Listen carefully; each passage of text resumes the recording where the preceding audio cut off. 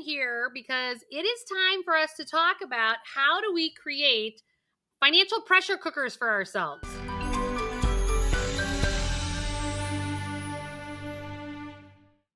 Okay, everybody, what is going on?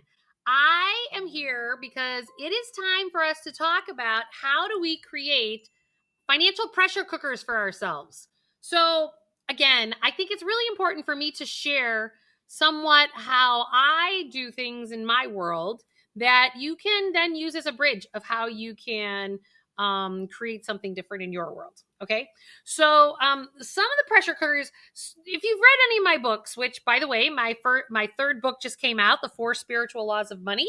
So by all means, go over to Amazon, go grab it. This is about you aligning your life so that we don't any longer act things out in our financial lives by having like spending hangovers and things like that. And how do we create relationships with our employers and our spouse and our families and our children, as an example, in financially healthy ways. So, but how do we create these financial pressure cookers? And you'll know that I talk about in a lot of my online courses and in my books and my workbooks that there's your financial past, which are your debts. There's your financials in the present moment, which are your cash flows, which is the money going in your checking account and the money going out of your checking account. And then you have your financial future, which is your short-term, midterm, and long-term goals. So I look at those 3 buckets as the first step when you're approaching your financials. So I want you to consider, how do you actually create these financial pressure cookers? So I'm always talking about the fact that you are the creator of your life. So your current financial reality, or your current reality with your employer, or your current reality with finances with your spouse or your family, you've created it all. So how do we uncreate and create actually something that makes us happier? This is the key, right? And I find that even people who have income that's coming in and it feels okay, I'm paying my bills, at least it's okay, we still squeeze ourselves like we put a noose around our necks and it doesn't feel good to anybody, right? So let's take the nooses off our necks. Let's actually take the pressure out of the cooker. So let's talk about your financial past. That's the first one. So that's debts.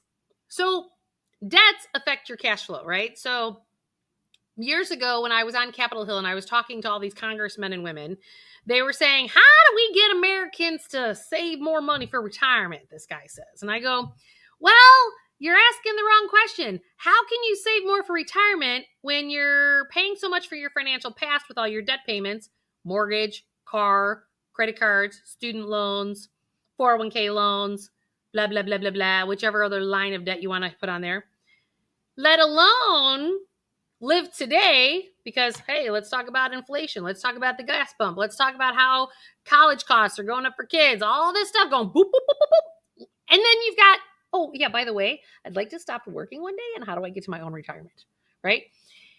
It's a conundrum. And so what it all boils down to is, how do you start to create more financial space for yourself? Because the financial space takes away the pressure cooker. So this is about being very intentional with everything that you do from a financial standpoint. So let me give you an example of what I do all the time. Anytime, and I'm going to use an example after my divorce. So after divorce, your entire financial life and life gets flipped on its head, right? Now, you could sit there and be in a pity potty about it, but then you're just going to create more of a pressure cooker because you're going to be depressed and you're going to create more problems for yourself. Or you could sit there and say, where are the opportunities? There is always an opportunity. And those opportunities are what actually creates the space. So let me give an example in my own divorce. So what I did after my divorce is that I was like, okay, so I have alimony payments going out here. I have kids' tuition going here. And I'm actually going to have to pay for my kids' college and their high school and my own retirement. Because that's really, and pay off my mortgage because I had to refinance it all and put half the money to my ex.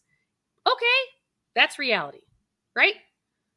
One of the first steps in creating space is you have to accept the reality that you're in.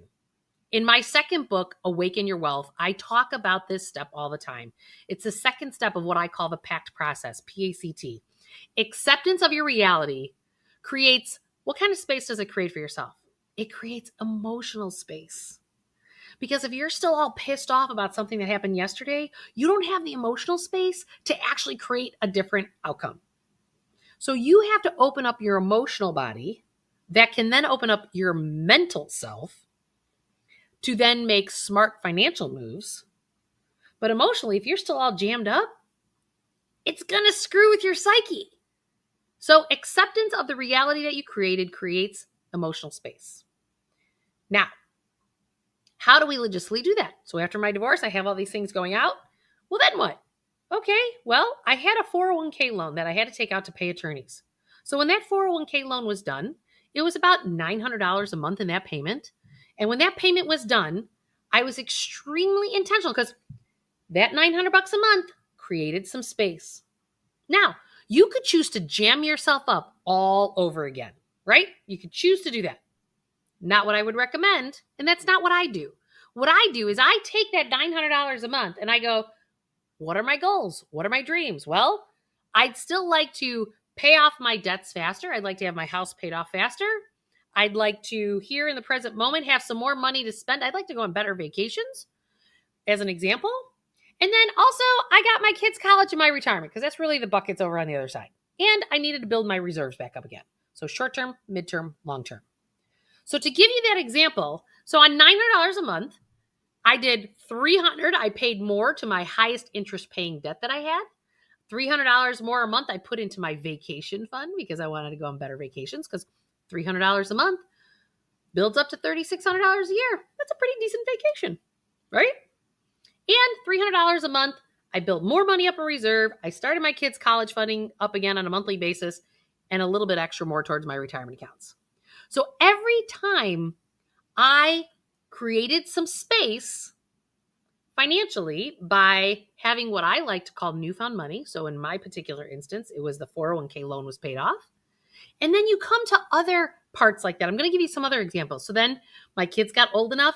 Then I didn't have the nanny. Those of you who are married, how about when your kid goes from daycare to school?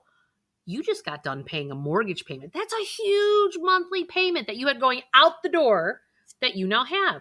How about a tax return? You get a tax return every year. You get a bonus. You get a pay raise. All of these things are giving you financial space, right? But if you don't intentionally do something with that financial space, you're going to keep being the hamster on the treadmill of life, and you're going to keep running around in a circle, and you're going to be like, why is this pressure cooker never stopping? Well, because you're not doing anything different. That creates a different reality. So I want you to take a look at what is it that you're doing. Accept the reality, so you give yourself emotional space, and then mental space by going, I am going to intentionally make sure that this stuff goes into the buckets of the things that I want to create in my life once I have some of those openings. I hope these tidbits helped, and let me know. Send me an email, julie@juliemurphy.com, because I want to know what you guys want to hear and what solutions, because I want to bring you what's going to get you to a better life. Thanks, everybody. Have a great week. Talk to you soon. Bye.